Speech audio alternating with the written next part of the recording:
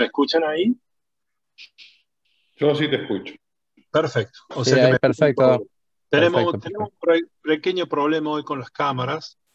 Lo vamos a ver a Guillermo que va a presentar el doctor Martínez lo va a presentar a Guillermo Mazo, después Guillermo se va a quedar con las cámaras, todos vamos a estar sin cámaras, pero escuchándolo a Guillermo y viendo su presentación, así que no se preocupen. Todo va a funcionar igual, solamente que no nos van a ver la caripela. Por ahí es una buena cosa. Ya para el viernes que viene va a funcionar todo, se lo prometemos. Pero empecemos de una vez por todas.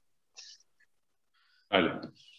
Gracias, Pablo. Les doy las buenas noches a todos en este segundo año del Colegio de Médicos, en el curso de consultas frecuentes y patologías prevalentes. La semana pasada traté de conectarme, la verdad que por cuestiones técnicas que vamos a ir puliendo no lo pude hacer. Celebramos y felicitamos del Colegio Médico dos cosas. Primero, que la concurrencia de alumnos sea igual o mayor que la del primer año, y la predisposición de nuestros colegas especialistas a seguir participando como disertantes para transmitir sus conocimientos y sus experiencias al resto de los colegas. Verdaderamente la semana pasada quería estar presente para recordar, y permítame 2 minutos para hacerlo ahora, a nuestra compañera Eleonor Paz. Ella fue nuestra alumna del curso del primer año, fue una alumna muy activa, muy partícipe de esta propuesta de formación del Colegio Médico. Verdaderamente sentimos mucho lo que pasó con Eleonor, y ya que no lo pude hacer la semana pasada, quiero hacerlo ahora en nombre de ella, y si Guillermo lo permite, recordar que este curso lleva el nombre en este segundo año de Eleonor Paz en homenaje a ella, y recordarla especialmente en esta clase. Guillermo, yo te voy a dar el hospedador ahora. Espero que con el hospedador puedas tener imagen. Si eso no llegase a ocurrir, estamos en un problema y quizás tengamos que hacer un nuevo enlace, que tampoco es un gran problema, nos podría llegar a tomar algunos minutos, y lo haríamos así. Quedás como hospedador para tener tu imagen, compartir las pantallas. Agradezco tu predisposición, te presento ante el resto del auditorio. Saben ustedes que el doctor Guillermo Mazo es un destacado cardiólogo de la matrícula de nuestro medio. Él es especialista en cardiología y en electrofisiología. Tiene una destacada participación en el Sanatorio Pasteur, en la parte privada, y también presta sus servicios cuando así se los requiere en el ámbito público de la salud, en el Hospital San Juan Bautista. Así que te saludo, Guillermo, y te dejo el hospedador a vos. Muchas gracias. Bueno, gracias, doctor. Vamos a ver si puedo. ¿Vos me lo pasás? Sí, dame un minutito, Guillermo, y ahora te Dale, paso el hospedador, y ojalá que tengas dale. cámara con el hospedador, así no tenemos que hacer un nuevo enlace.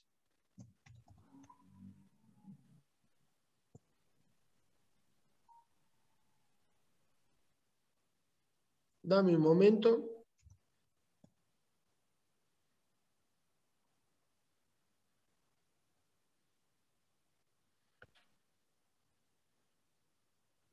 Fíjate ahí, Guillermo, por favor. Cámara tengo. Ahí está.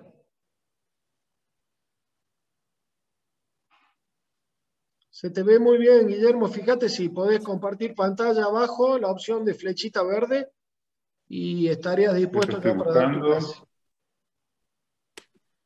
Estoy buscando los archivos.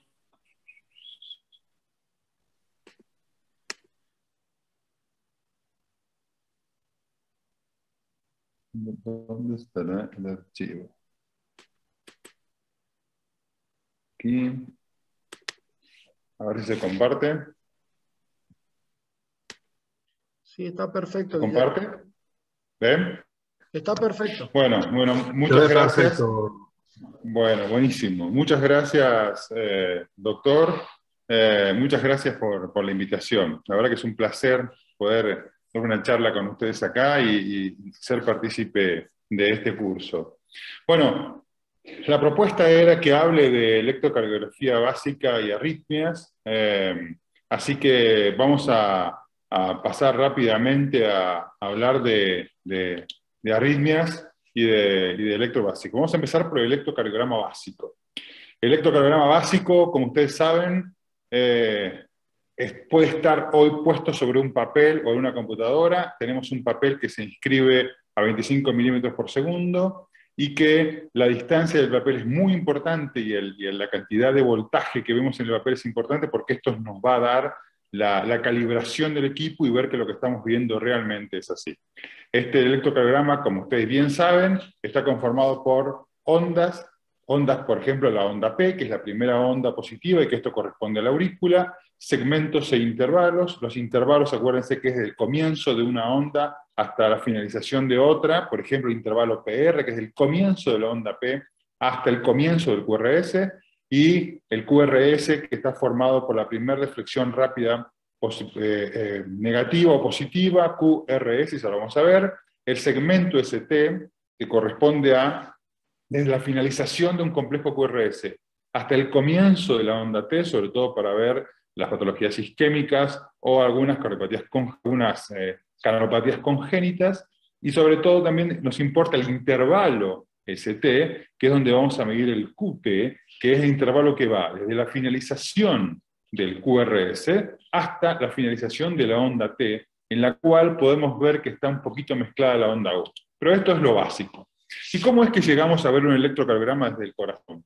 Nosotros sabemos que el corazón tiene una capacidad de generar electricidad propia, las células tienen electricidad, pero en realidad lo que estamos viendo nosotros en el electrocardiograma no es la célula en sí, sino es la superficie celular. Eso hay que acordarse bien, porque nosotros analizamos solo la superficie de la célula, donde la célula normalmente es negativa, y cuando hay una despolarización, esta despolarización tiene una onda, nosotros vamos viendo la onda hacia dónde va. En realidad, lo que hacemos es como, imagínense que ponemos cámaras y vamos viendo hacia dónde va la onda.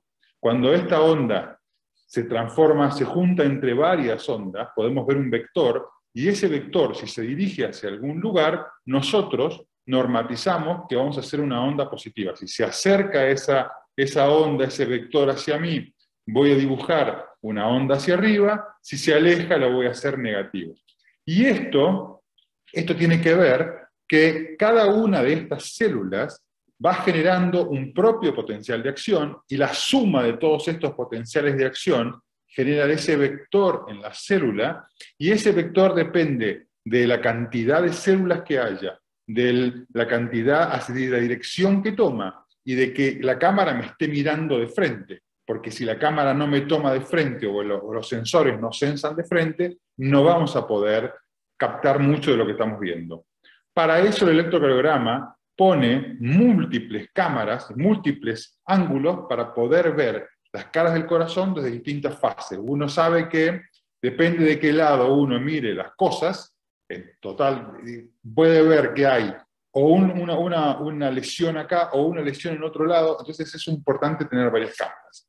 A su vez, las células del corazón tienen varios tipos de células. Hay células musculares, células especializadas en conducción, células especializadas en automatismo. Todas las células pueden estar automáticas, pero algunas más que otras. El nódulo sinusal tiene una potencial de acción, que es un potencial de acción lento, se llama potencial de acción cálcico. ¿Por qué cálcico? Porque este potencial de acción del nódulo sinusal necesita calcio para poder hacer una despolarización y comenzar esa despolarización de ese potencial de acción. Pero lo que estamos viendo acá es un potencial de acción de una célula rápida, de una célula de Purkinje, como ustedes deben recordar de fisiología. Esta célula necesita sodio para poder despolarizarse y generar un potencial de acción de una célula. El sodio entra a la célula, después hay mecanismos de calcio, de potasio, y cada una de estas células por esta despolarización de cambio de membrana solamente, de polaridad de membrana, va a generar el potencial de acción, que lo vamos a ver y vamos a ver cómo se refleja en el electrocardiograma. Ahora sí, como les venía contando, hay en el nódulo sinusal un tipo de célula, un tipo de potencial de acción, que es un potencial de acción lento. Este potencial de acción lento tiene un comienzo lento, no significa que la repolarización sea lenta, al contrario, esta es una célula que tiene una capacidad de comenzar lentamente, pero tiene una repolarización muy rápida, y eso va a ser importante para cuando veamos las arritmias, de qué se trata y por qué es importante esto. Después tenemos las vías de Purkinje, que fíjense que empiezan muy rápido, tienen una despolarización muy rápida. Una vez que se llega al estímulo, comienza muy rápido, pero tarda mucho en repolarizarse. Y después tenemos las células del nódulo AB, que también es una vía lenta, y las células del Purkinje, que son las células musculares, que son las que terminan de hacer el QRS y la despolarización. Cada uno de estos pedacitos de estas ondas corresponde a algo en el corazón. Primero tenemos en amarillo la despolarización del nódulo sinusal, después se transmite a todas las aurículas, primero en la aurícula derecha, después en la aurícula izquierda, la despolarización del nódulo AB, el haz de His, y cuando el QRS llega al ventrículo, cuando la electricidad llega al ventrículo, se forma este QRS con, por supuesto, la clásica onda T, que es la repolarización de este QRS. Para que tengamos en cuenta lo que les decía de las cámaras, a mí me gusta mucho la idea de tener cámaras y ir viendo de dónde estamos mirando este corazón. Einthoven diseñó, a través de la fórmula de Einthoven, diseñó un triángulo, y este triángulo en realidad es matemático. Ustedes imagínense que nosotros estamos viendo la electricidad en milivoltios, y nosotros tenemos que esto, a través de una fórmula matemática, lo expandimos para que lo podamos registrar desde el cuerpo. Tal es así que tenemos varias derivaciones que son bipolares, y algunas derivaciones que son unipolares. Unipolares en realidad entre comillas, porque lo que hacemos es juntar dos derivaciones en una, esto es una fórmula matemática, y tomar desde el centro del corazón hacia una derivación para poder tener una mejor ubicación. Imagínense que cada una de estas derivaciones va viendo toda la electricidad o el vector que se le acerca.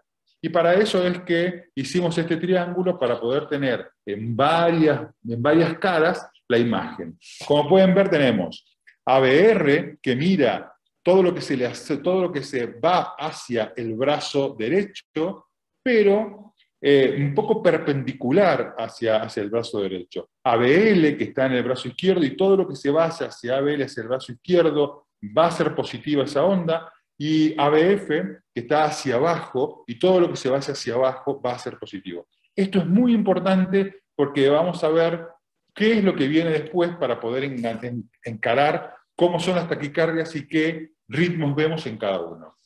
Cuando vemos el triángulo vemos que tenemos varias derivaciones. Tenemos ABL, como yo les contaba, en el brazo izquierdo, ABR en el brazo derecho, D1, que lo toma horizontal, de hombro a hombro. En realidad, a través de una fórmula matemática, nosotros lo bajamos al centro del corazón o de este triángulo. Después tenemos D2, D3, digo, todo esto hace, en realidad ustedes tienen que imaginarse, y después todas las precordiales. Tienen que imaginarse que son todas las cámaras que van viendo este corazón, lo que vamos viendo son vectores.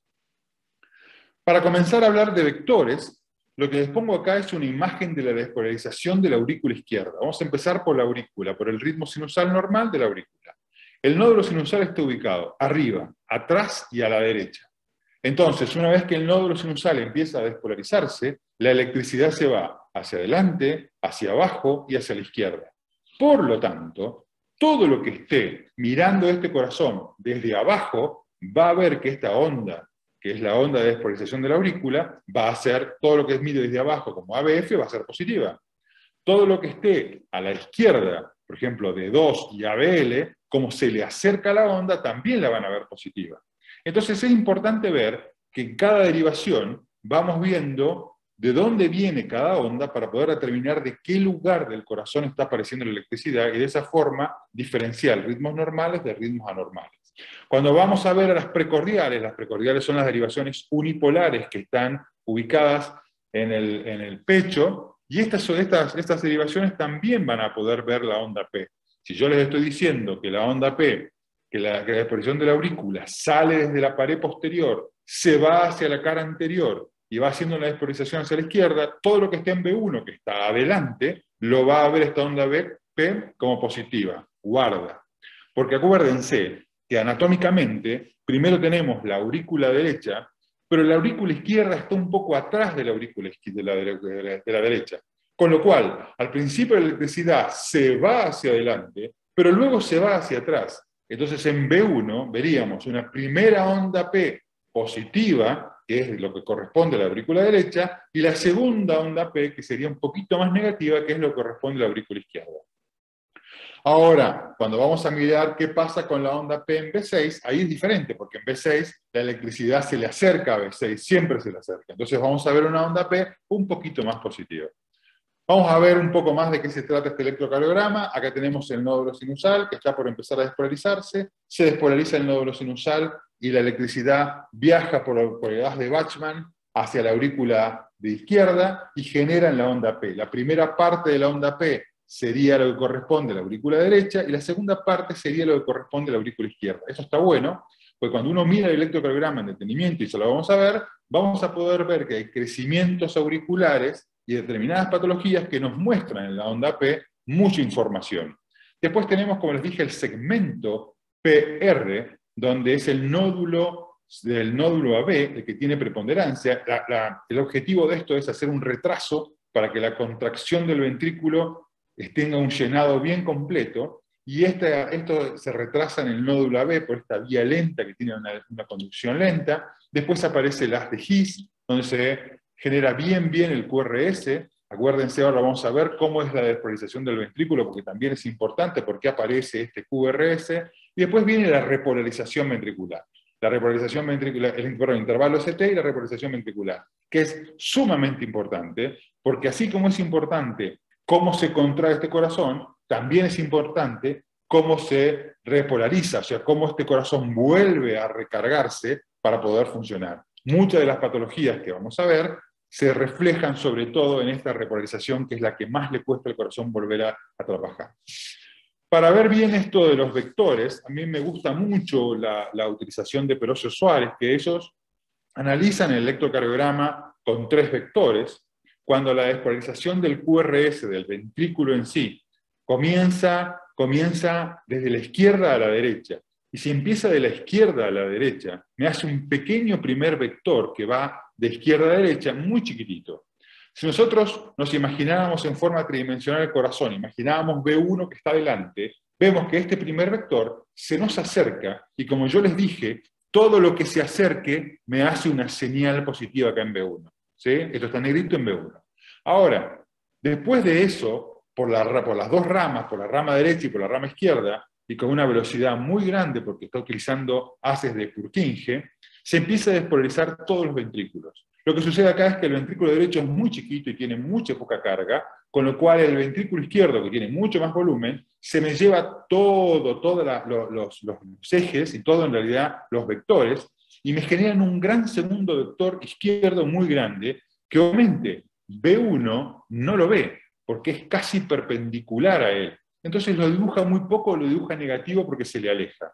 Y después tenemos que la despolarización termina en las bases del corazón, yéndose hacia, como si fuera ABR, bien lejano, y esto genera un vector negativo en B1. Fíjense, B1 comienza con una pequeña R y termina con una S pequeña. Y en cambio B6, que está en la punta del corazón, que está en el pecho, bien en la línea axilar anterior, nosotros vemos cómo el primer vector que se iba, yo les dije, hacia la izquierda, claro, B6 que está a la izquierda, ve que se le aleja. Perdón, hacia la derecha, B6 se le aleja. Entonces lo hace negativo. Pero el segundo vector, que se le acerca rotundamente hacia B6, lo hace bien positivo, y el tercer vector se le aleja otra vez, haciendo realmente el típico QRS de uno en B6. Eso es importante para que nos ubiquemos en el corazón, cómo es que el QRS va generando estos patrones. Por supuesto que cada una de estas medidas está normatizada. Nosotros normatizamos cuánto tiene que medir la onda P, cuánto tiene que medir el QRS y los intervalos, pero hay intervalos que sí o sí hay que acordarse. No me interesa que se acuerden de todos los números, pero sí, por ejemplo, que el intervalo PR tiene que ser menor a 200 o a 0,20 milisegundos, porque esto más de 0,2 es un bloqueo B de primer grado. El QRS tiene que medir entre 0,8 y 0,10, eso es lo normal. Si está más ensanchado, tenemos que empezar a hablar de algunos bloqueos o algunos trastornos de conducción. Y el intervalo QT, que va entre 0,35 y 0,44, también es lo normal, porque también hay muchas alteraciones en el QT que se ven mirando la frecuencia cardíaca y mirando el QRS. Ahora, acuérdense que tanto el intervalo PR se va alargando a medida que la frecuencia cardíaca se va acelerando y que el intervalo QT se acorta a medida que la frecuencia cardíaca se acelera. Con lo cual esto también es importante analizar en base a la frecuencia cardíaca, y acá es donde tenemos el QT corregido, que lo corregimos con la fórmula de Barr en base a la frecuencia cardíaca. En otro momento, si quieren, charlamos y vemos bien de qué se trata esto. La altura de la onda P no importa mucho, entre 1,5 y 2, podemos ver. Ya vamos a ver cómo se diferencia una onda P de otra. El intervalo PR, que va entre 0,12 y 20, menos de 0,12, uno dice, tengo una conducción acelerada por el nódulo AB, o tengo una vía accesoria, una vía que me conecta la aurícula con el ventrículo, y esto me está generando una aceleración en la velocidad con la que la electricidad pase hacia el ventrículo. Los complejos QRS que van entre 0,08 y 0,12 en realidad. Más allá de 0,12, uno piensa en algún trastorno de conducción, los famosos bloqueos de rama, y como les dije, el intervalo QT, súper de moda ahora con el tema de COVID, sobre todo porque el COVID aumenta el QT independientemente de la famosa droga hidroxicloroquina, que la hidroxicloroquina es una droga que prolonga el QT, pero en los pacientes que tienen COVID la prolonga muchísimo más, porque el COVID genera un trastorno en la conducción, en la repolarización, que esto lo estamos viendo ahora, y hay muchas publicaciones que demuestran esta alteración del QT, con lo cual, ojo con los pacientes que tienen COVID, con todas las drogas que pueden aumentar el QT. Y con respecto al eje eléctrico, no me voy a extender mucho, pero a mí me gusta mucho ver el eje, de qué estamos hablando cuando vemos el eje. Acuérdense, para determinar el eje, vemos dos derivaciones. En esas dos derivaciones lo que vemos es, hacemos un cálculo a ver en qué lugar está la mayor deflexión. Podemos buscar la isodifásica, y la perpendicular a la isodifásica va a ser donde está el eje. Es importante el eje. ¿Por qué es importante el eje? Porque fíjense, yo solamente viendo el eje, si tengo, por ejemplo, un eje que está que está a la derecha, uno podría pensar que eso es un corazón vertical, o que es una hipertrofia ventricular derecha, o que tiene un cuerpo pulmonar agudo, o que tiene un tromboembolismo de pulmón, o que una vía accesoria, un Wald-Parkinson-White, viene desde la izquierda, que tiene una CI, una CID, que también se asocian a estos trastornos de conducción que me pueden generar el eje a la derecha. Y así es como llegamos a los trastornos de conducción y estos QRS que pueden estar alterados. Fíjense, este es un típico electro de un bloqueo completo de rama derecha.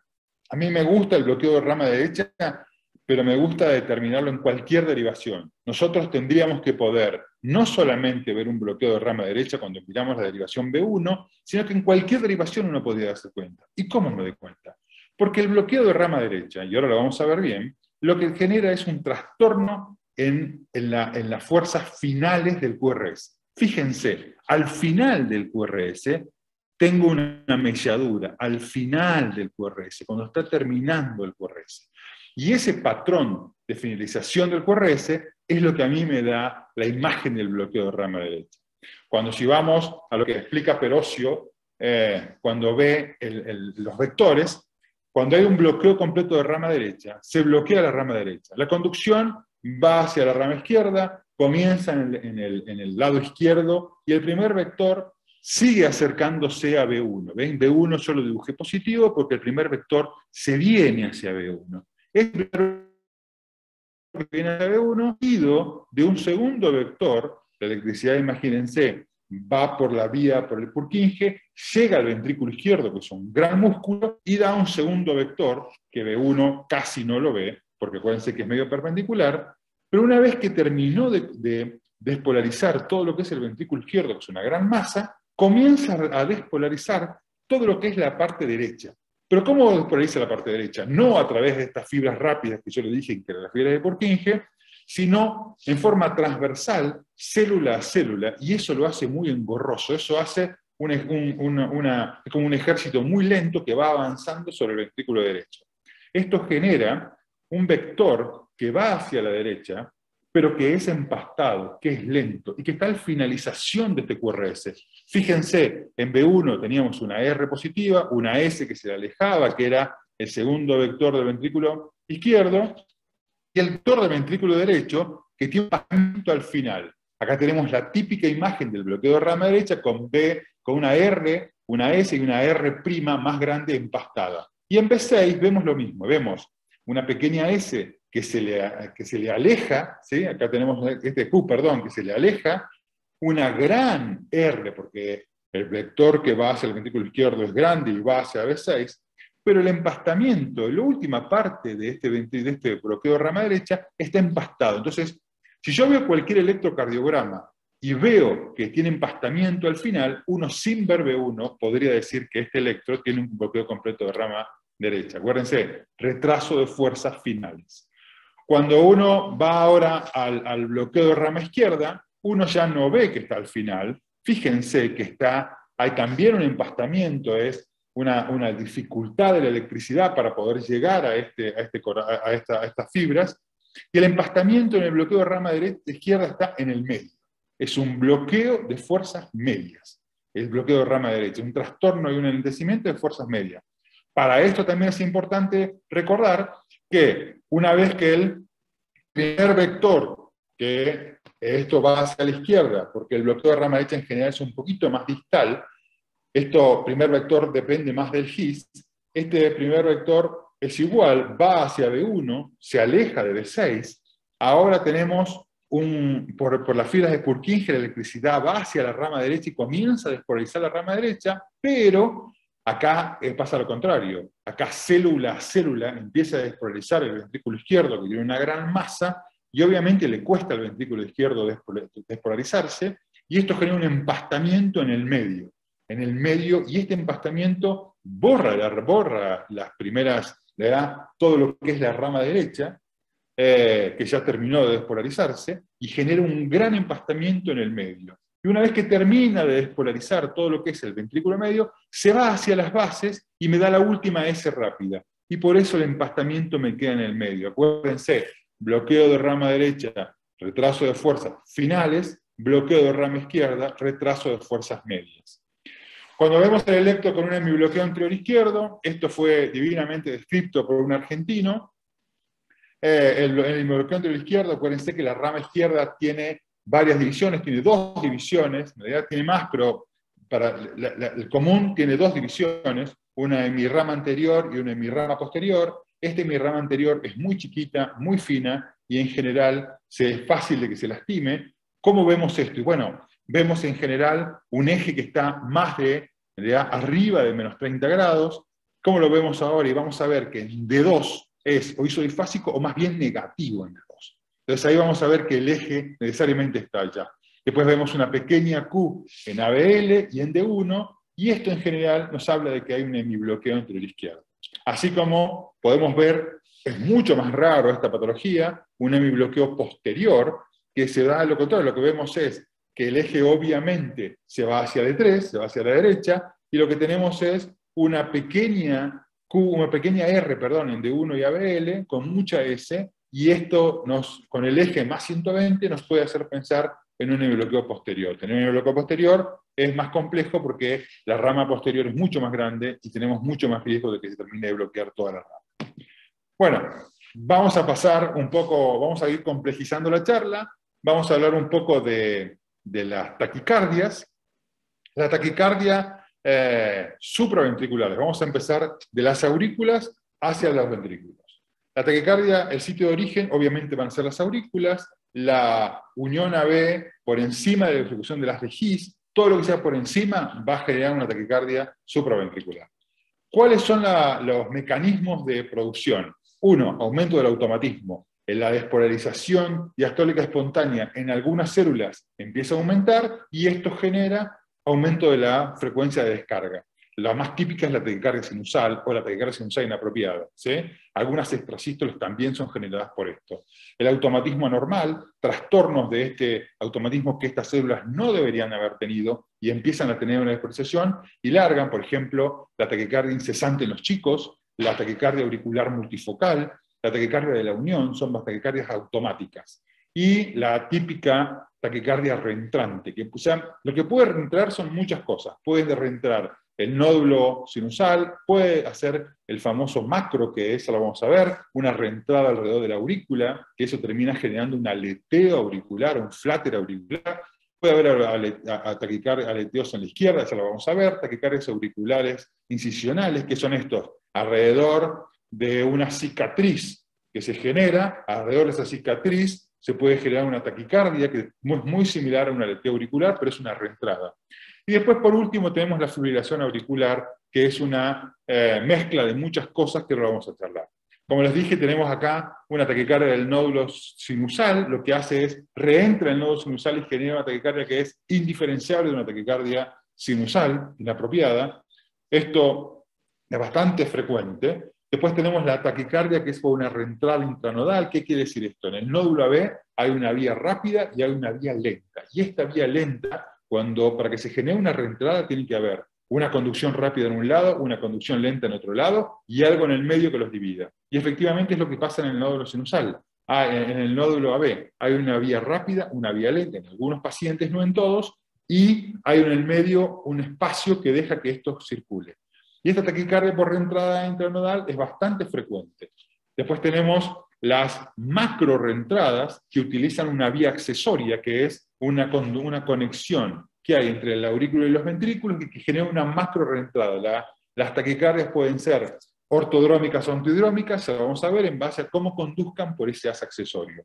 También tenemos el aleteo auricular, como les dije, fíjense cómo el ritmo puede girar alrededor de la aurícula. Las taquicardias, las aleteos auriculares se dividen en típicos y atípicos. Y esto es bien importante. Las taquicardias, los aleteos auriculares típicos son los que aparecen en la aurícula derecha, que pueden ser horarios o antihorarios. ¿De qué depende de eso? Y eso depende de si sube por el septum o baja por el septum. En realidad, para la gente común no importa de dónde venga, si sube o baja, ¿sí? A mí sí me importa, porque yo, cuando tengo que ir a hacer una ablación, para mí sí importa taquicardias típicas, yo las quemo en el istmo cavo-tricuspidio. Las otras, tengo que buscar otra estrategia para poder eliminarlas.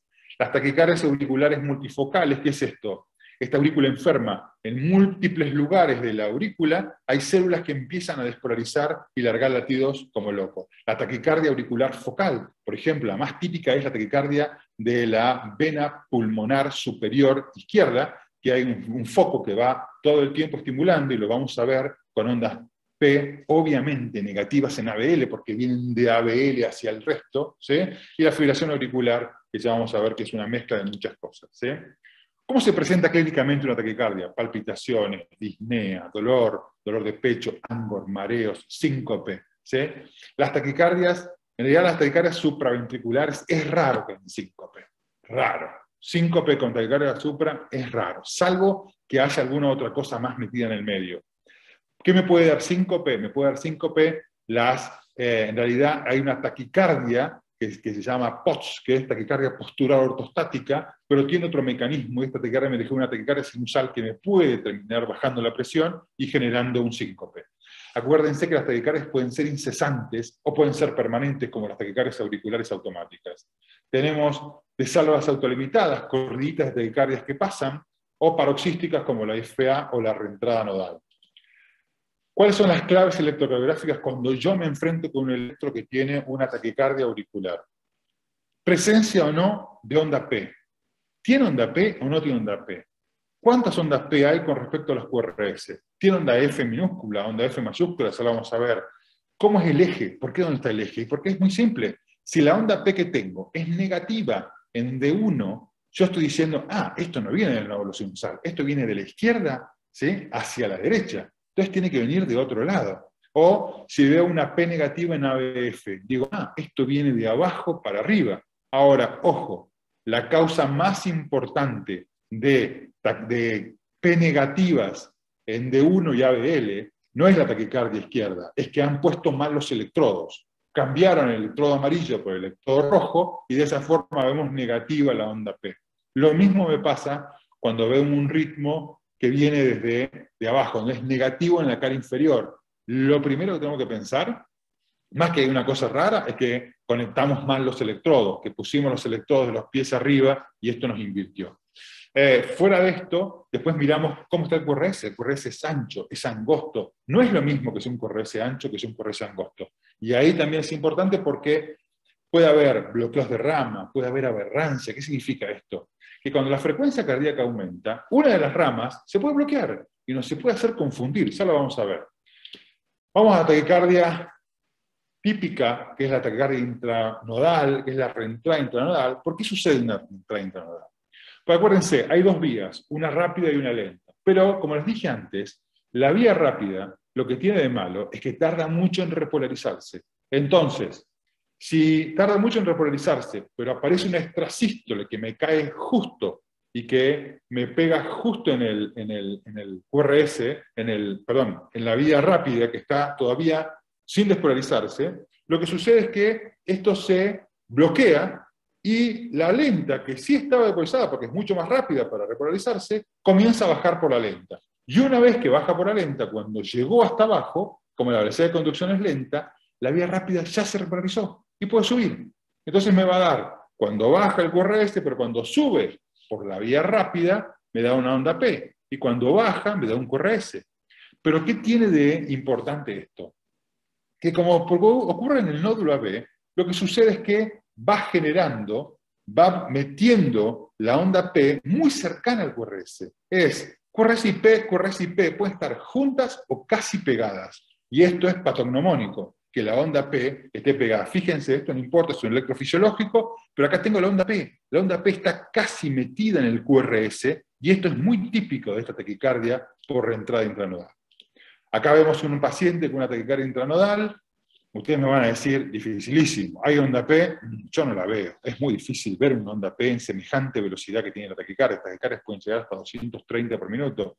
Es importante cómo empiezan. Es importante los síntomas. Las taquicardias por reentrada intranodal. Piensen, como la onda P está muy cercana al QRS, muy cercana, está metida en el QRS, esta onda P va a contraerse muy junto con el QRS. Como se contraen juntos, genera una onda A cañón. Y es la típica taquicardia que los pacientes dicen, doctor, me late el cuello. Es en el cuello donde siento la taquicardia. Esto es típico de reentrada intranodal. Cuando hay una taquicardia que sea por un Wolf, la onda P está mucho más lejana. Entonces la contracción de la aurícula y los ventrículos son a destiempo y por eso no vemos tanta onda cañón. Acá vemos una taquicardia. Fíjense esta taquicardia, le ponemos adenosina y la taquicardia revierte a ritmo sinusal. Acuérdense, la adenosina es una excelente droga para revertir taquicardias por reentrada intranodal, pero hay que ponerla muy rápido. Tiene que ser un bolo muy rápido seguido de una inyección posterior, porque te queda 2 segundos nomás. Si nosotros la ponemos lento, cuando llega hasta el ventrículo, o hasta la aurícula, perdón, ya no funciona. La clave de la adenosina es ponerla muy rápido. Lo bueno es que no tiene casi efectos adversos. Lo que bueno es que se puede usar en embarazadas. La verdad que es muy poquito el tiempo que está en el cuerpo, lo cual es muy segura para utilizar. Ahora vamos a pasar a lo que son las taquicardias por vías accesorias. Las taquicardias por vías accesorias son taquicardias que utilizan un haz que comunica la aurícula con el ventrículo. Imagínense esto en forma tridimensional. Imagínense que el corazón es tridimensional y que puede haber conexiones en todos lados, pero obviamente, como en todo, estadísticamente, tenemos lugares donde es más frecuente. En el lado izquierdo es más frecuente y en el septum son más frecuentes estas arritmias. Por eso yo la dibujo en esta clase, la pongo en la izquierda para que sea más entendible. ¿Qué es lo que vemos? Y vemos una onda P que está, cuando hay taquicardia, que está alejada del QRS, no está tan cerca, ¿sí? Está un poquito alejada. Y lo que vamos a ver es una taquicardia que ortodrómica, ¿por qué? Porque baja por la vía normal, pero sube por el haz accesorio. Y esto mientras baja por la vía normal, me hace el QRS, y cuando sube, me hace una onda P, que si podemos ver la P, podríamos saber, mirando solamente la onda P, desde dónde viene. Obviamente, lo más importante debe ser, si es negativa en la cara inferior y es negativa en la cara lateral, uno podría decir, esta es una AS que viene por la cara lateral. Bueno, estas son las taquicardias famosas de los Wolff, Parkinson y White, que son taquicardias que son ortodrómicas la mayoría, pero también acuérdense que el Wolff, Parkinson y White me puede dar una taquicardia que se llama antidrómica. Acá tenemos un electro de un Wolff, Parkinson y White donde vemos una onda P, una onda delta, fíjense este QRS ancho, mientras está con el ritmo sinusal, pero ¿cuál es la particularidad que tiene el Wolff, Parkinson y White? Que cuando el paciente está en taquicardia, el QRS se angosta. ¿Por qué? Porque la electricidad, para generar el QRS tan ancho con onda delta, lo que hace es, cuando baja, baja por el nódulo AB y baja por el as accesorio. Y esto le da esta lentitud y este ensanchamiento del QRS. Pero cuando el paciente está en taquicardia, ya no usa el nódulo AB, la vía accesoria para bajar, sino que lo usa para subir. Solamente baja por el QRS y por eso se nos angosta el QRS. Guay. Salvo que la frecuencia sea tan alta que se me bloquee alguna de las ramas, porque las ramas a veces hacen bloqueo que se llama aberrancia. Bloquea la rama derecha o bloquea la rama izquierda y me entorpece un poco el diagnóstico cuando tengo que ver esto. Nosotros lo que hacemos es, cuando vemos un as accesorio, lo vemos a través de un electrofisiológico, vemos las vías accesorias. Acá es cuando el paciente tenía, fíjense, un Wolff, que bien que se ve la onda delta acá en este QRS, y una vez que comenzamos la ablación, acá en este momento prendo el ablador, fíjense cómo el paciente pasa a tener un ritmo sinusal normal sin tener esta famosa onda delta que tenía este QRS. En 2 latidos nosotros pudimos eliminar este as accesorio, este Wolff, Parkinson y White, post-ablación. Ven el electro ancho con PR corto que tiene en este electrocardiograma, y en este electrocardiograma vemos un QRS angosto con un segmento PR, un intervalo PR un poco más largo. Esta es la famosa taquicardia, era la famosa taquicardia ortodrómica. Pero ahora vamos a la taquicardia antidrómica. ¿Qué es esto? Y antidrómica es que va en contra de la conducción, va al revés. Baja por el as accesorio y sube por el nódulo AB. Esto sí que es un lío porque cuando me da un QRS, me da un QRS súper aberrante. ¿Se acuerdan cuando yo les decía cuando iba por la rama derecha que iba célula a célula? Bueno, cuando utiliza un as accesorio y utiliza para bajar solamente por ahí, va célula a célula, porque el as accesorio raras veces se comunica con un Purkinje. Entonces vamos a ver un QRS que está empastado, que está ancho, que tiene un comienzo lento, feo, y hay que diferenciarlo de una taquicardia ventricular, porque esto es lo importante que tiene las taquicardias antidrómicas, y es lo que mucho nos da miedo cuando estamos en la guardia, cuando nos enfrentamos a un paciente que hace una taquicardia muy rara. Si tenemos la suerte de tener el electro anterior, lo vamos a ver, que es muy similar al electro anterior, lo único que se diferencia, muy similar en realidad a la primera parte, que es donde está el Wolff, Parkinson y White, o la onda delta, y esta taquicardia antidrómica es una taquicardia peligrosa. ¿Por qué peligrosa? Porque esta taquicardia, si el paciente se fibrila, lo que va a pasar es que nos va a generar una realidad casi como si fuera una taquicardia ventricular polimórfica. No es una taquicardia ventricular polimórfica, pero esto es lo que puede llevar a muerte súbita en los pacientes que tienen Wolff, Parkinson y White. Que estas taquicardias, acuérdense que estas vías conducen tan rápido que puede entrar todos los ritmos de la fibrilación auricular, entrar al ventrículo y lo terminan fibrilando. Obviamente, si uno se encuentra en la guardia con un electro de este tipo, lo que tiene que hacer es chocarlo, no importa lo que hacemos, lo chocamos, porque después vemos de qué se trata. Si nos ponemos a jugar con medicación, podemos hacer que el paciente se descompense. Lo ideal sería chocarlo para poder sacarlo de este ritmo tan feo. Vamos a ver un poco, como les decía, de taquicardia auricular focal, la taquicardia auricular focal, y esto es para que se acuerden de cuando yo les hablaba de la onda P, de dónde venía, que venía de la derecha, que daba una onda P positiva. Miren acá, miren D1, D1 es negativo, y ABL también es negativo, ¿sí? Obviamente, yo se las estoy marcando. Esta es una taquicardia auricular que sale de la vena pulmonar superior izquierda. Entonces la onda va desde la izquierda hacia la derecha, y desde arriba hacia abajo. Por eso ABF la ve positiva, pero ABL y D1 la ven negativa. Este paciente no tenía mal puestos los electrodos, lo que tenía era una taquicardia auricular focal, ¿sí? Fíjense que hay una onda P por cada QRS, por supuesto que tiene un bloqueo del primer grado, porque no lo medí acá, pero esto yo se los muestro y se ve a simple vista que tiene un bloqueo de primer grado, porque tiene más de 200 milisegundos de intervalo PR. Lo que hicimos nosotros, fuimos con un catéter, nos fuimos a la vena pulmonar, la quemamos, y fíjense cómo era la P antes de la ablación, negativa en D1 y en ABL, y después de la ablación, cómo se positivizó. Una vez que eliminamos ese foco loco que estaba generando taquicardia de ese lugar, ahí habíamos eliminado la taquicardia. Avanzamos hacia lo que es el aleteo auricular o el flutter auricular. Típico, ¿sí? Que puede ser antihorario u horario. Cuando les digo típico es porque utiliza el septum y el istmo caudo-tricuspidio para girar. Cuando les digo atípico es que son taquicardias que se asean, porque algún cirujano cardiovascular como el doctor Marín generó una lesión cuando puso la cánula en la aurícula izquierda y generó una lesión, y alrededor de esa taquicardia se puede generar una taquicardia, un aleteo atípico incisional, o cuando nosotros, sacando una fibrilación auricular en la izquierda, quemamos en la aurícula y generamos un circuito para que haya una taquicardia que es un aleteo atípico, pero que no utiliza ni el istmo caudo-tricuspidio ni el septum para dar vuelta. Este aleteo típico es muy frecuente ver la onda F o F mayúscula, es como un serrucho que uno lo ve muy bien en la cara inferior. La cara inferior es un lugar para ver aleteo auricular. Si uno ve B1, muchas veces la onda, como va de arriba para abajo, de abajo para arriba, no la ve bien en B1. B1 no es una buena derivación para ver aleteo. Hay que ver la cara inferior, ADF, D3, D2, todo lo que mira desde abajo. Y ahí vamos a ver este aleteo auricular. Nosotros lo que hacemos es, ponemos un catéter en toda la cara lateral, y lo que hacemos es una ablación de este aleteo auricular. El aleteo auricular no es bueno con medicación, no tiene buena respuesta a la medicación.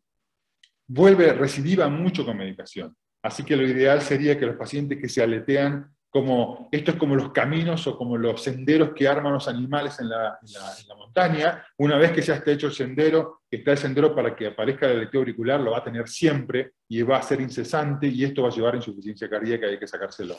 Avanzamos a la fibrilación auricular. La fibrilación auricular es la arritmia más frecuente del mundo, tiene que ver en realidad con múltiples causas. Las causas más importantes es la fibrosis y la enfermedad que se va generando en la aurícula se va enfermando. Hay algunos estudios de resonancia magnética muy lindos que muestran cómo la fibrosis de esta aurícula va generando que se desorganice en realidad la conducción. Pero hay un artículo genial que publicó un médico de Jaizaguirre, de Francia, que demostró que la fibrilación auricular comienza en las venas pulmonares. Hay un bombardeo de las venas pulmonares hacia la aurícula, y ese bombardeo de las venas pulmonares a la aurícula lo que genera es fibrilación auricular, desorganización. Y algo importante es, si yo ese bombardeo lo elimino precozmente, este paciente va a tener muy pocas chances en su vida de tener fibrilación auricular.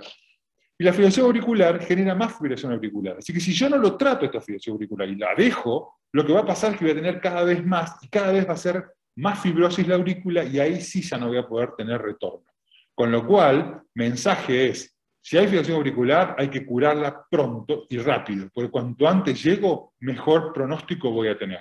Por supuesto, en la fibrilación auricular no hay onda P, vemos una onda desorganizada, y en general los QRS son bastante irregulares. Pero, acuérdense que si el nódulo AB tiene la función de un poco regular la frecuencia, si la frecuencia de la fibrilación auricular es muy rápida, quizás la taquicardia y el paciente tiene un poco de adrenalina, quizás hasta se regularice cuando está muy rápido. La rapidez de la fibrilación auricular puede hacer que parezca regular. No se dejen confundir, hay que mirar bien qué pasa abajo a ver si hay fibrilación auricular o no. Bueno, nosotros lo que hacemos es esto, nos metemos en las venas pulmonares, las quemamos, aislamos las venas pulmonares de la aurícula para tratar de curar la fibrilación auricular.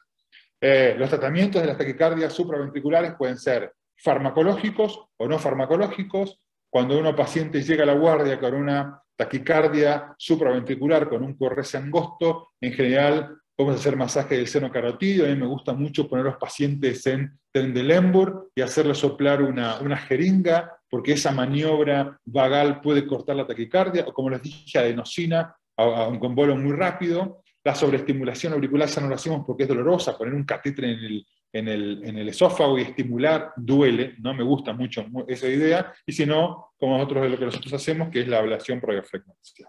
Y bueno, el último tema que vamos a tocar es las arritmias ventriculares. Las arritmias ventriculares, lo mismo que pasa con las arritmias supraventriculares, hay mecanismos reentrantes, son circuitos donde tiene que haber una vía rápida, una vía lenta y algo en el medio, un foco automático que empieza a disparar y genera un automatismo, y un aumento gatillado que pueden ser por lesiones tempranas o tardías, tiene que ver con intoxicación o con algunos trastornos de conducción que pueden generar estas arritmias. Cuando uno clasifica las arritmias ventriculares, puede haber extrasístoles ventriculares, que son latidos aislados, puede haber taquicardias ventriculares, que son más de 3 latidos ventriculares juntos, que pueden ser monomórficas, polimórficas, que son diferentes todos los QRS, pueden ser sostenidos si duran más de 30 segundos o generan descompensación hemodinámica, o no sostenidos si son menos de 30 segundos, y esto en realidad es una definición, es una normativa. No es que haya nada por eso, sino que está normatizado. La torsión de Pont, que todo lo vemos, que es cuando hay el trastorno de QT largo, el ritmo idioventricular acelerado, que es un ritmo del ventrículo que se acelera, la aleteo ventricular y la fibrilación ventricular. Acá vemos bien la diferenciación entre un extrasístole ventricular y un extrasístole supraventricular. Fíjense, extrasístole ventricular tiene un QRS ancho, no tiene una P previa y generalmente puede dar una pausa compensadora. ¿Por qué? Porque si hay un extrasístole ventricular y hay una conducción retrógrada, lo que me puede pasar es que la onda P me quede metida en la onda T y que eso repolarice la onda sinusal y eso me genera una pausa compensadora. En cambio, en las extrasístoles supra, en general, cuando hay una, fíjense este PR, cuando hay una extrasístole, el PR se alarga, acuérdense. Cuando se acelera la frecuencia cardíaca, el PR se alarga. Y si hay una extrasístole que aparece antes, el PR también se va a alargar. Es una forma de ver que es una extrasístole supra, es que el PR está un poco más largo. Y eso es un buen diagnóstico. Acá tenemos más extrasístoles ventriculares, más extrasístoles ventriculares, y lo que sí vamos a ver que pueden ser polifocales, que son diferentes formas, duplas, cuando hay más de 2 extrasístoles juntas, ¿sí? Pueden ser tripletas, pueden ser bigeminadas, que parezca un ritmo normal y un extrasístole, un ritmo normal y un extrasístole. Las extrasístoles ventriculares tienen, hoy en día hay todo en boga, toda una corriente que es ablacionar las extrasístoles ventriculares, porque las extrasístoles ventriculares en general son benignas, salvo cuando generan muchos síntomas, salvo cuando vienen de la banda moderadora, o hay algunos trabajos que hablan de que si viene del músculo papilar pueden generar fibrilación ventricular y muerte súbita, y nosotros tenemos una tríada para manejar esto, que es, si el paciente tiene muchas extrasístoles ventriculares muy molestas, si estas extrasístoles ventriculares no generan deterioro en la función ventricular, o son más de 20.000, 15.000 está hablando ahora, si hay 2 de esas 3 cosas, lo que hacemos es sacarlas, porque esto le va a mejorar mucho su calidad de vida y su sobrevida. Con respecto a la taquicardia ventricular, obviamente el origen es ventricular, es una causa de muerte súbita. Los pacientes en general con taquicardia ventricular tienen alguna enfermedad de base, enfermedad coronaria, infarto previo, cardiomiopatía, canalopatía, algo siempre existe. Uno tiene que pensar que TB sostenidas son más de 30 segundos o generan descompensación hemodinámica, está asociado a infarto, enfermedad coronaria, miocardiopatía dilatada, y las no sostenidas son aquellas que tienen 3 latidos, pero de menos de 30 segundos. ¿Sí? Monomórfica. En general, la frecuencia cardíaca de toda taquicardia, la frecuencia cardíaca tiene que ser arriba de 100. No hay taquicardia por definición por debajo de 100. O sea, taquicardia es más de 100, ya sea sinusal, cualquier tipo de taquicardia, arriba de 100 es taquicardia.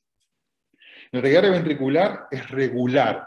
El mecanismo en general es reentrante. Puede ser que hay algunas taquicardias que son por aumento del automatismo. En general, son las taquicardias del tracto de salida que son las que generan más automáticas. Y la de la actividad gatillada. Por supuesto, ¿cómo lo reconocemos? Sí, porque tiene un QRS ancho, porque son estables. ¿Sí? Acá vamos a ver un ejemplo de una típica taquicardia ventricular. Fíjese cómo yo me doy cuenta que esto es una taquicardia ventricular. Uno, lo único que veo es, yo puedo decir, bueno, pero esto es un bloqueo de rama derecha. Ojo, el trastorno de conducción no está al final, está en el medio. Tiene una imagen de como si fuera bloqueo de rama derecha, pero con el trastorno en el medio. Y otra cosa es, la primera famosa orejita es más alta que la segunda, a diferencia del bloqueo de rama derecha. Otra cosa importante, ABR es positivo. Otra cosa importante, D1 es negativo, no es raro que D1 sea negativo. Esto podemos tener, habría que buscar si tiene una onda P, si está disociada, ¿sí? Si hay fusión, si hay mezcla entre el ritmo sinusal y el ritmo de la taquicardia ventricular. Esas fusiones nos hablan de qué cosas pueden fusionar, y algo que viene de dos lados distintos. Entonces eso nos hace un diagnóstico de taquicardia ventricular. Otro típico de taquicardia ventricular, ¿sí? Otro ejemplo de taquicardia ventricular que es bien idiopática, la del tracto de salida, que yo les decía, que son estas taquicardias automáticas, que andan bien, entre comillas, con verapamilo o betabloqueantes, o nosotros ahora las intentamos ablacionar. Y también esta taquicardia es típica del tracto de salida del ventrículo derecho, ¿sí? Con el eje a la derecha. El aleteo ventricular, que en realidad más que aleteo ahora yo lo considero como una reentrada rama a rama, entre las dos ramas se genera una reentrada que genera una imagen muy típica, como si fuera un flutter, pero un flutter del ventrículo. Esto necesita cardioversión porque esto obviamente descompensa al paciente, la frecuencia se va casi a 250, 280, esto no tiene capacidad de hacer una sístole, y esto genera muerte. Con lo cual es importante acá cardiovertir a este paciente, porque sin cardioversión esto no funciona.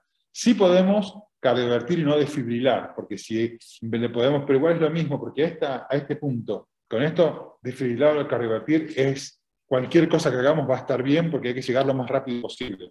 Acuérdense, fibrilación ventricular es un ritmo caótico, azaroso, asincrónico, irregular, múltiples ondas reentrantes, complejos aberrantes. ¿Cómo se trata? Se desfibrila. Fíjense de no cardiovertir. Acá no hay QRS que reconocer, el equipo no lo va a reconocer nunca, no lo va a chocar nunca. Entonces acá sí ponemos el desfibrilador en modo desfibrilar para desfibrilar a este paciente. No hay onda P, no hay ritmo regular, no hay frecuencia que se pueda definir. La taquicardia ventricular polimórfica, que también puede ser por reentrada o actividad gatillada, QRS que varían fásicamente, la famosa torsión de Point, vamos viendo cómo el QRS se transforma. Esto está asociado al síndrome de QT largo. El QT largo genera esta diferencia entre el epicardio y el endocardio, que hace que el circuito del QRS vaya variando entre el epicardio y el endocardio y genere este ritmo, que como usted describe, como si dobláramos un peine, y esto es típico de la torsión de Pont y el QT largo. ¿Sí? Hay cambio continuo de morfología, el mecanismo, bueno, la hipocalcemia, la prolongación de la velocidad de acción, los potenciales tempranos. Fíjense, el extrasístole ventricular que cae y genera este QRS que va variando de un lado al otro. Bueno, para terminar, porque creo que los debo haber abrumado ya con tanta información, les quería mostrar un poquito de cómo hacer para diferenciar una taquicardia ventricular cuando uno ve ausencia de las derivaciones precordiales, si hay ausencia de RS si hay, es taquicardia ventricular. Si no hay, uno tiene que medir la velocidad que hay entre el comienzo de la S hasta que termina la S, la R o la Q, lo primero que aparezca, y eso, si mide más de 100, es taquicardia ventricular. Quiere decir que viene de afuera. Si no es, tenemos que encontrar, a ver si tenemos alguna P perdida por ahí, para ver si está disociado, y ver que esto sea una disociación, y si es disociación, quiere decir que estamos en taquicardia ventricular. Estos son los criterios para diferenciar taquicardia ventricular. Por último, me gustaría que piensen un ratito, esto está hecho para que lo discutamos, pero bueno, se los voy a contar. No sé si tienen voz, si pueden participar. Sí, cualquiera puede prender el micrófono ahora y preguntar. No tenemos cámara. Si alguien se anima, me gustaría que me digan qué les parece este electrocardiograma. ¿Se animan?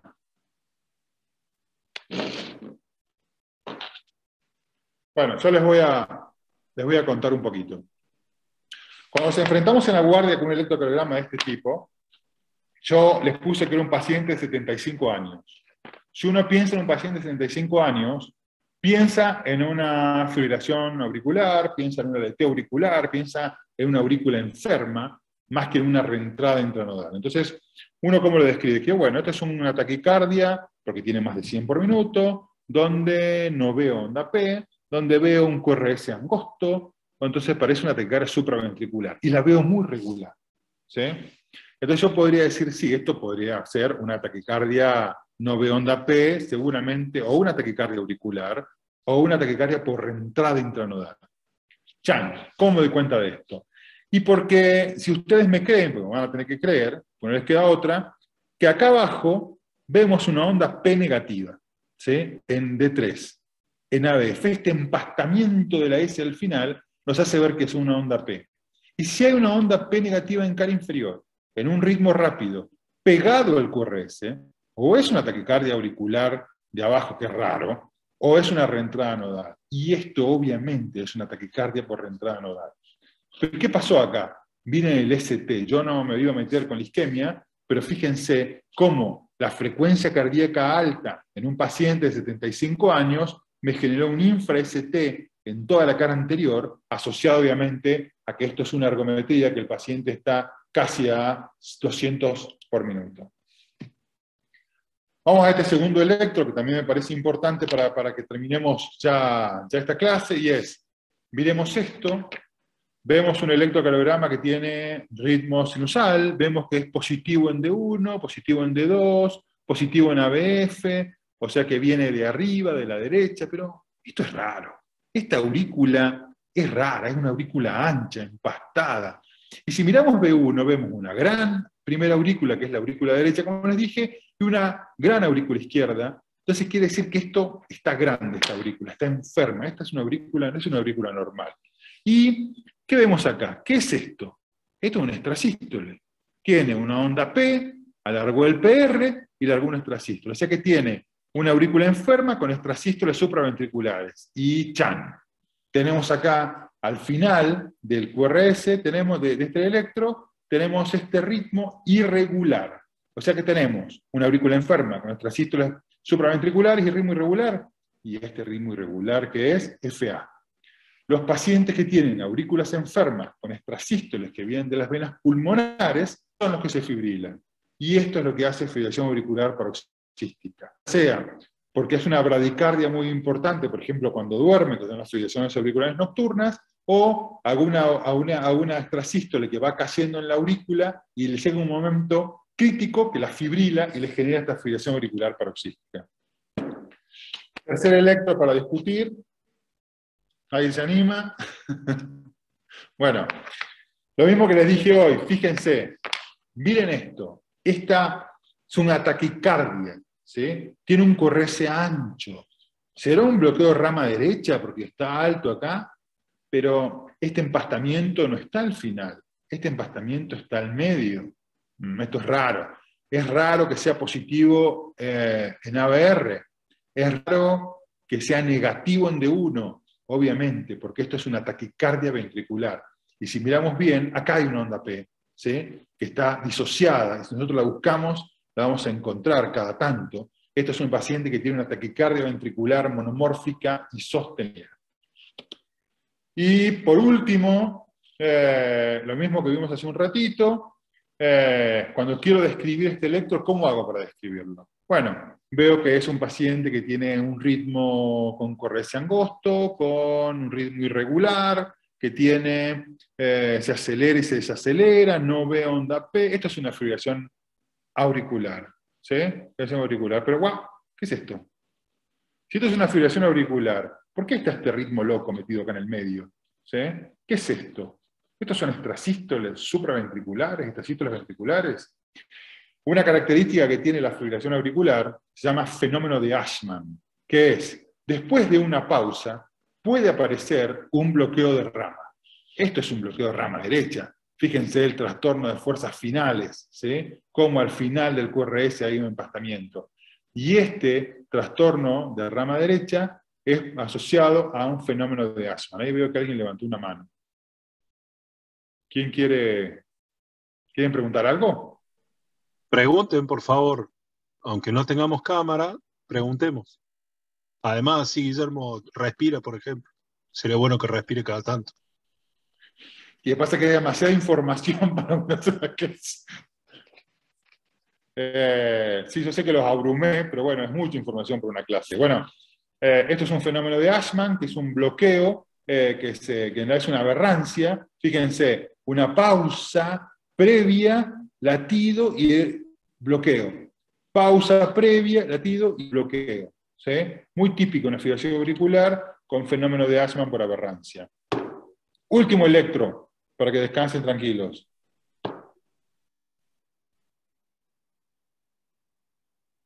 ¿Qué hago con este electro? Llamo a alguien que lo trate. ¿Sí? Este es un QRS, es una taquicardia que tiene un QRS ancho. ¿Sí? Lo que estamos viendo es un QRS ancho. Este QRS ancho no es tan raro porque fíjense que es negativo en B1, B2, B3, B4 y se hace positivo, no es todo negativo, sino que es negativo y positivo, es positivo en D1, negativo en ABF, negativo en ABR, ¿sí? Y tiene una característica muy típica, que es que comienza lento. Y esta lentitud del comienzo es la que me hace pensar en que esto es una taquicardia antidrómica por un Wolf, ¿sí? Perdón, es una taquicardia ortodrómica que lo que está haciendo es bloqueando una rama, está bloqueando la rama izquierda. Es una reentrada intranodal con un bloqueo de rama izquierda. ¿Sí? Eso es lo que vemos. Taquicardia con la P que se mete al final, pero fue tan rápida que bloqueó la rama izquierda. ¿Ok? Y bueno, eso es todo por hoy, que yo sé que fue una barbaridad. Así que espero que les haya servido. Acepto preguntas. Impresionante, Guillermo. Devolvele a Guillermo Martínez el hospedador, así, Uy, ¿cómo hago así eso? puede ver.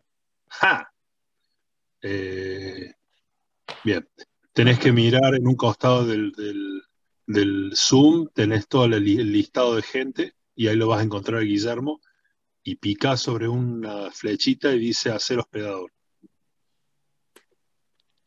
Bueno, mientras hace Guillermo eso, yo sé que esto de no vernos hace que nos cohibamos un poco, pero creo que es un buen momento después de tremenda exposición, de haber hablado una hora sin parar, pobre Guillermo, y haber tirado libros y libros de medicina, hagamos una preguntita, no seamos tan tímidos. Hola, sí, buenas noches. ¿Me escuchan?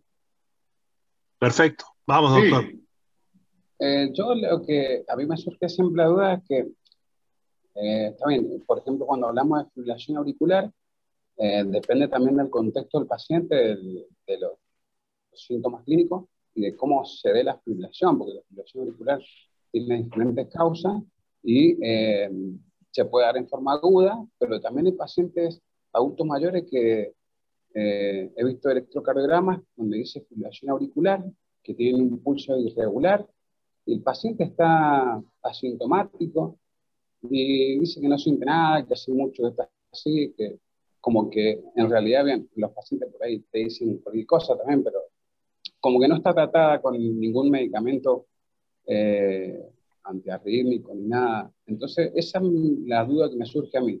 La fibrilación auricular, yo sé que, por ejemplo, en las fases agudas, ¿no es cierto? Por ejemplo, una fibrilación auricular por una crisis de ansiedad o por alguna, no sé, intoxicación con alguna droga o algo, sí hay que internarlos y poner una observación y ver qué tratamiento, si revierte o no, si no hay que revertirlo. Creo que esa es mi bueno, duda. En los adultos mayores, está buena la en cuanto- pregunta y te agradezco que me preguntes eso, porque está bueno responderte eso. La fibrilación auricular la tenemos que ver como, si ya el paciente tiene una fibrilación auricular, no nos tiene que dar tanto miedo la FA. La FA, uno puede convivir con la FA sin problema. ¿Sí? En general hay varios tipos. Vos sabés que la FA se clasifica. FA en realidad paroxística, FA persistente y FA long standing o permanente. La paroxística es la que nosotros hinchamos, que hay que tratar de revertirla rápido, porque cuanto más FA tiene, más FA. Pero en realidad tampoco hay que desesperarse, ¿sí? La FA no te va a generar ninguna cosa rara. ¿Qué es lo que más miedo me da la FA? Los trombos. Porque la FA, al no mover la aurícula y generar que la orejuela esté quieta, ahí es donde está el problema, y ahí es donde se pueden generar trombos si este paciente termina teniendo una ACV, que es una de las causas más importantes de ACV. Entonces, es importante esto de que veamos qué pasa con un paciente que llega a la guardia con una fibrilación auricular. Ok, es una arritmia que nos da tiempo, no tenemos que salir a chocarlo como desesperados. Primero, si yo veo un paciente que viene con una FA y no sé cuánto tiempo hace que la tiene, ¿cómo puedo estar seguro de que tenga o no tenga un trombo? Entonces, ¿qué hago yo? Digo, bueno, ok, lo que voy a hacer es tratar de primero averiguar cuánto tiempo hace que la tiene. Y si no estoy seguro, me toca asegurar antes de revertirla de que no tengo un trombo. Le hago un eco transesofágico o lo anticoagulo durante un mes, sabiendo que está en rango o con los nuevos anticoagulantes y que los tome, y que de esa forma podríamos intentar revertirlo. Si viene un paciente que tiene una FA aguda, ese no es su problema. Ahora, si está muy rápido, más que revertirlo, lo que tengo que tratar de hacer es de bajarle la frecuencia, porque yo no sé cuánto tiempo trae de eso. Y lo peor que podemos hacer con un paciente es hacerle daño. Si yo lo cardiovierto y cardiovierto a un paciente que tiene un trombo, lo que estoy haciendo es la probabilidad de que ese trombo se suelte y vaya. Entonces, cuando se enfrente con un paciente que está fibrilado, tranquilo, pongámosle medicamentos que bajen la frecuencia. Los betabloqueantes, los bloqueantes cálcicos, la hidroxina, son bloqueantes, no amiodarona, porque la amiodarona lo que va a hacer es va a intentar revertirlo, no propafenona. Yo trato pacientes con propafenona vía oral, que eso se llama pill in the pockets, que es cuando conozco pacientes que tienen fibrilación auricular paroxística que no se quieren ablacionar, y lo que hago es les digo, bueno, ok, si ustedes sienten que se fibrilaron, que los pacientes sienten y dicen, doctor, me empecé a fibrilar, bueno, ok, se toman 2 comprimidos de propafenona, eso es un estudio científico, se llama pill in the pockets, y la propafenona es la que más rápido revierte estas fibrilaciones auriculares. Pero ahora, si vos tenés una guardia y recibís un paciente con FA, tranquilo, espéralo, ¿sí? Fíjate a ver qué otra cosa tiene descompensada, cómo está su TA. Si la frecuencia cardíaca es muy rápida, lo que puede suceder es que te lo hipotense. Entonces, quizás bajándole la frecuencia cardíaca, el paciente mejora su presión arterial y mejora el pronóstico. ¿Sí? ¿No pude pasar al final a Martínez? ¿Por qué no lo encontrás o por qué? Le puse para que sea él el anfitrión.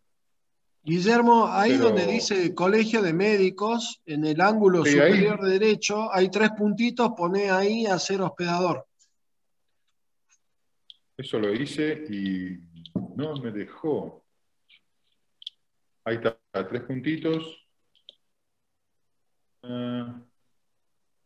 Participantes, chatear, cualquier cosa me parece. Eliminar anclaje. Ahí me desancló a mí.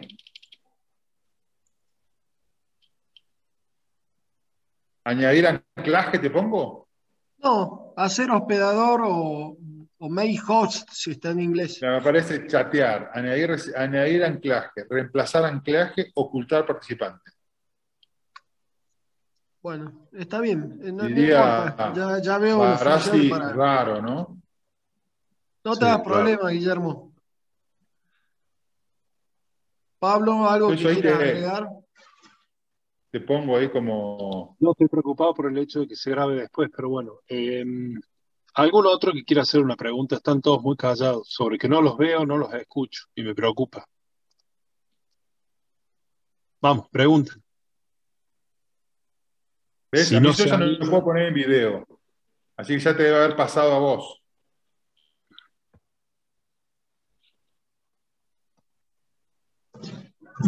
aunque se Ahí hagan está. escritas a las preguntas, Listo, ahí estamos, gracias, Guillermo. ahí se te ve, Guillermo. Hace... A mí me gustaría, como venimos haciendo desde el curso pasado, Guillermo, y teniendo en cuenta que hay mucha gente que es del interior y que está en atención primaria, que que nos des 3 o 4 tips de lo que tendríamos que tener atención en un electro. Sé que es difícil la pregunta porque es muy amplio el tema, pero para considerar la referencia a la ciudad capital. ¿Qué fibrilación nos tiene que llamar en cuenta? ¿Nos tiene que llamar la atención? ¿Qué frecuencia cardíaca? ¿Qué del electro en el interior o en un centro de atención primaria debe alertarnos? Buenísimo, buenísimo, gracias. Lo importante es, primero, hacer el electro. Hemos visto muchos pacientes que me consultan que tienen taquicardia y que no hacen el electro. Hagan el electro, ¿sí? Hagan el electro en el interior y ustedes tienen los teléfonos, nuestros mails, para poder llamarnos y mostrarnos el electro si tienen dudas. Eso es lo primero que es importante, ¿sí? Siempre hay alguien a quien le podemos mandar el electro y consultarlo. Si nosotros vemos un electro que tiene un QRS ancho, tenemos que preocuparnos un poco, ¿sí? Pero primero que tenemos que ver que es regular, si es irregular, si este QRS ancho, la frecuencia cardíaca está encima de 100, ¿cómo está el paciente? Si está frío, si está caliente, si tiene palpitaciones, si tiene síntomas. Como decía el doctor recién, si uno ve un paciente con una fibrilación auricular asintomático y que no tiene nada, en realidad no me preocupa mucho. Lo que tengo que preocuparme es por lo que viene, por su pronóstico, no por lo que vamos a hacer en ese momento. Lo importante es asociar lo que estamos viendo con el paciente, con el pulso, con la presión arterial. Para mí la presión arterial es clave porque eso me manifiesta dónde estamos parados. Yo veo un paciente que me consulta por taquicardia, viene con palpitaciones, que me refiere que son en el cuello, que es una chica joven, ¿sí? Y en general estas palpitaciones empiezan y terminan de repente. Yo estoy pensando que es una reentrada nodal. Puedo utilizar adenosina, que es lo que tenemos que tener en todos los lugares, para poder revertirla. Si veo que tiene un QRS ancho, ya no me animo tanto con la adenosina. Ya si el paciente viene un poco descompensado, veo que está hipotenso, que está pálido, lo choco, lo cardiovierto. No dudo, no le doy vueltas a esto. Lo duermo un poquito con un poco de propofol o con midazolam y lo puedo cardiovertir. Importantísimo. Acuérdense la diferencia entre cardiovertir y desfibrilar. Cardiovierto cuando el equipo sensa el QRS y no le dispara en la onda T, porque disparar una electricidad en la onda T lo fibrila y después lo vamos a tener que desfibrilar. Y desfibrilar es chocar. 360, bomba arriba del pecho y eso va a sacar el paciente. Cuando tengo un paciente que tiene una taquicardia, lo importante es ver el contexto. ¿Qué estaba haciendo? ¿Qué tomó? ¿Qué hizo? ¿Sí? Si se tomó cocaína, que es muy frecuente la taquicardia ventricular. El paciente esta que veíamos, que yo mostré ahí antes, es una chica que se droga con cocaína y que hace taquicardia ventricular todo el tiempo de distintos lugares, de distintas formas, porque va generando parches en su corazón. Entonces, es importante darse cuenta de los QRS anchos, las taquicardias que van encima de 100, y otra cosa importante es qué paciente tenemos. Tenemos un paciente con mala función ventricular, con antecedentes de enfermedad coronaria, con infarto, guarda. Ese es un paciente que probablemente tenga una taquicardia ventricular y que puede generar muerte súbita. Con lo cual hay que cardiovertirlo para dejarlo lo más pronto posible en ritmo sinusal. Y yo no hablé de los bloqueos porque no tuve tiempo, de lo que son bloqueos AB, bradicardia, que eso lo podríamos dejar para otro momento, cuando quieran ustedes, y hablamos de todo lo que son marcapasos, cuándo indicar un marcapasos, cuándo el paciente está bradicárdico, qué hacer, bueno, que es todo un tema nuevo, ¿no? Y más grande. Totalmente, eso es un temazo para después. Lo que pasa es que hay que empezar por el principio. ¿Algún otro? Yo quería hacer una pregunta. Guillermo, entonces, la semiología clínica es importante, determinar los antecedentes previos del paciente, caracterizar, semiografiar los síntomas que presenta en la consulta, determinar la estabilidad hemodinámica que ese paciente tiene, hacer el electro y estar muy atento a las taquicardias de QRS ancho y referir a los pacientes a centros de mayor complejidad. Aprovecho de esto que me queda de la parte clínica y electrocardiográfica para preguntarte, ¿qué consideras vos de insumos que debe tener un médico de atención primaria en Catamarca en el primer nivel de atención o en el interior en un centro de atención primaria? ¿Qué no le puede faltar desde el punto de vista cardiológico en cuanto a drogas e insumos cardiológicos? Buenísimo. Mirá, yo creo que primero que tenemos que hacer es tratar de equipar a todos los centros con un electro, con un monitor, el tensiómetro y tener un desfibrilador. Yo no concibo tener un centro de atención sin un desfibrilador. No lo concibo, porque no tenemos tiempo. ¿Sabes cuánto tiempo tenemos para desfibrilar un paciente y que no se nos muera? 10 minutos. Pero ojo, si lo chocamos, si lo desfibrilamos a los 10 minutos, sobrevive el 30%. Si lo chocamos a los 5 minutos, sobrevive el 50%. Si lo chocamos al minuto, sobrevive casi el 70%.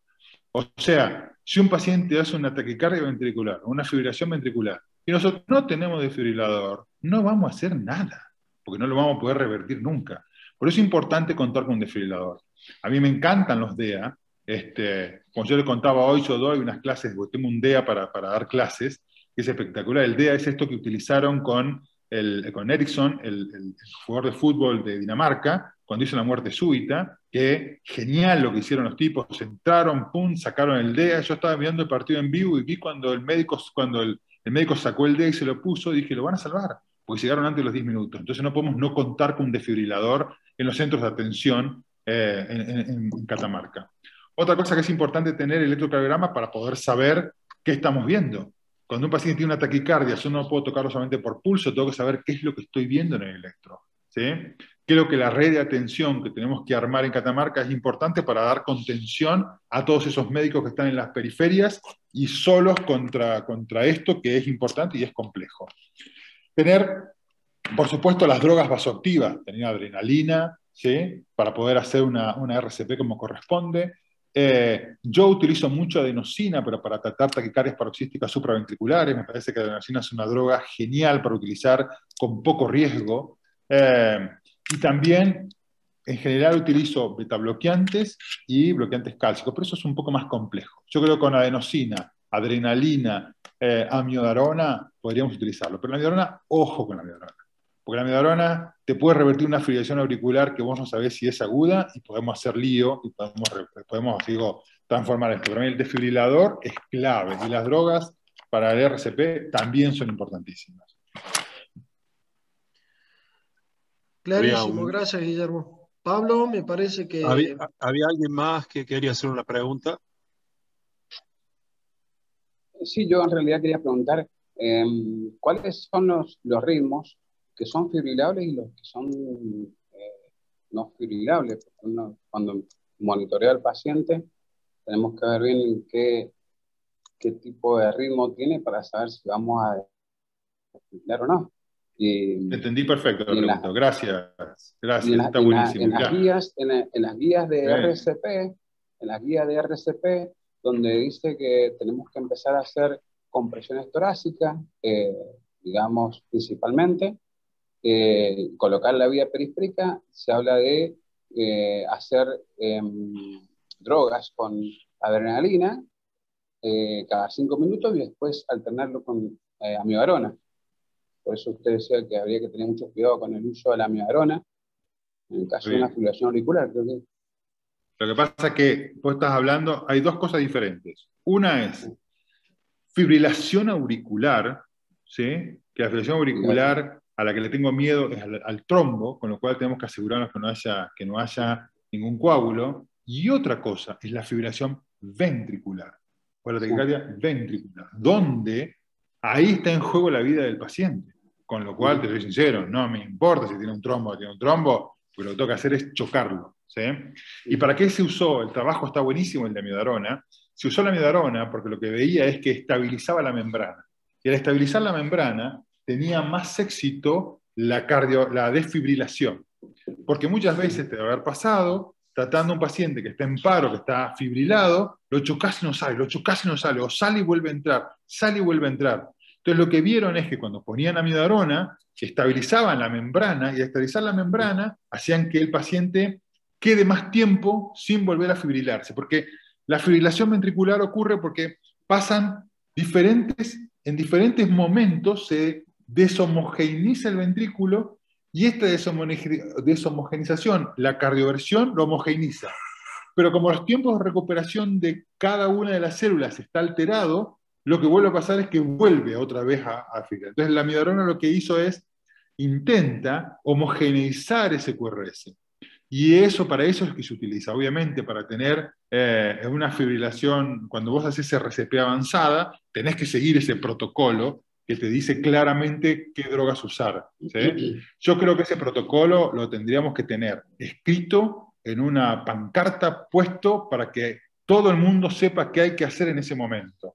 Yo veo improbable el entrenamiento continuo para esto, digo, todos los meses entrenar a todo el personal, a la enfermera. Yo creo que hay que hacer una pancarta y ver bien qué drogas hay que poner para que alguien sepa y dirija desde algún punto qué es lo que hay que hacer.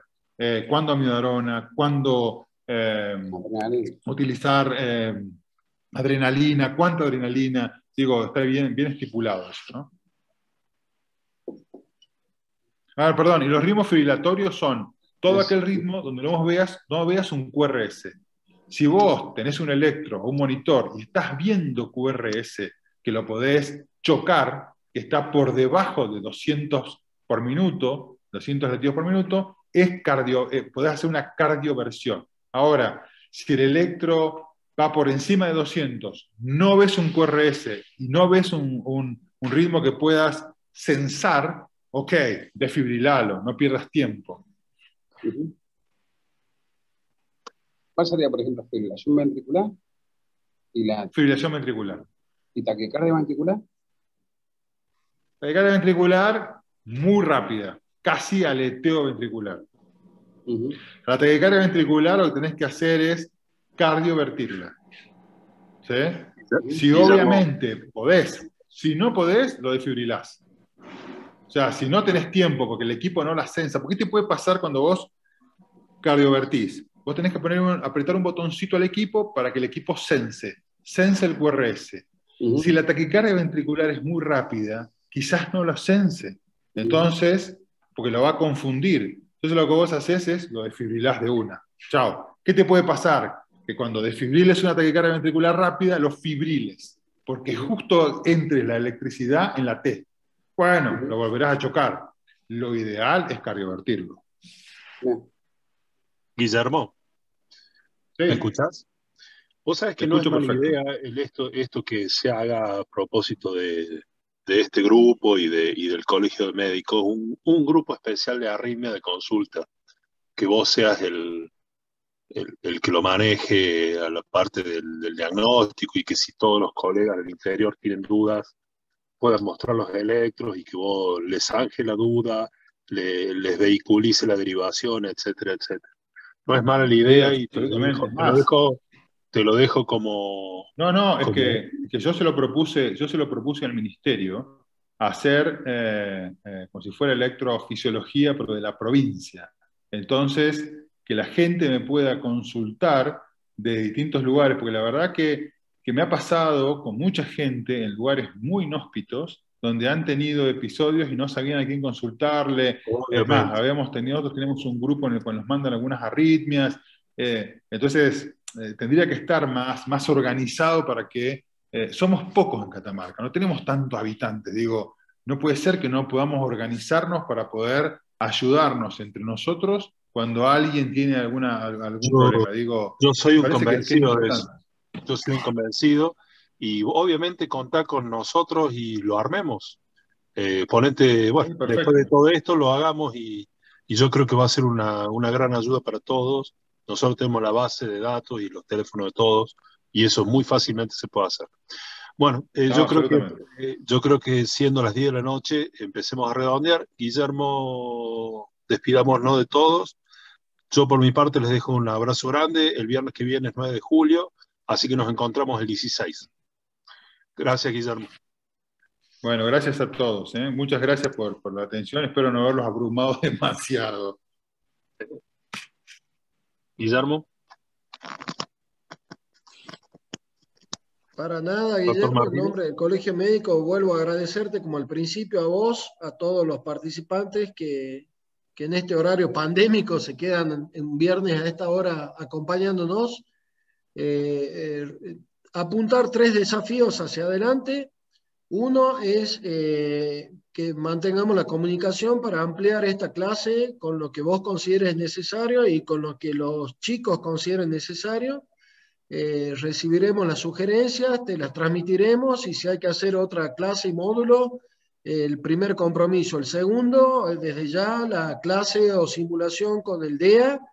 Y lo tercero que se habló al final, digamos, tratar de armar una red de consultas y de